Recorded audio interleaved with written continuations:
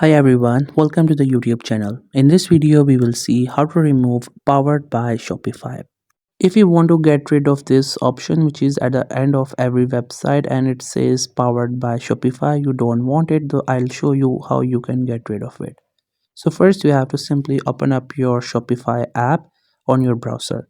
Once it gets open, then you have to go to your Shopify store. As you get there, then you will see your Shopify store on your screen. Now you have to click onto these three dots and then you have to click on preview, and after that your store will open. Now what you have to do is that I'll show you. You have to simply scroll down to the down of this page and here you will see this option powered by Shopify. If you want to get rid of it, then you have to go back to your Shopify app or you can see the home page.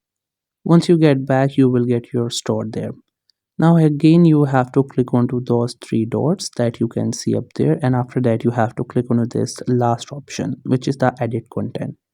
As you get there, then you will see all these options. Now on the right side you can see we have this search icon. Click onto it and here you have to search for powered, because we have the option which is the powered by Shopify. So you have to search for powered. Make sure you add the correct spelling.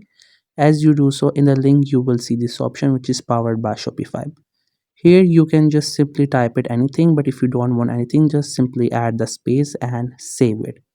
Once it gets saved, you have to simply go back to your Shopify website or your store. Click onto these three dots and click on preview, and after that you will get to your store. Then scroll down and there you will see that powered by Shopify has been removed.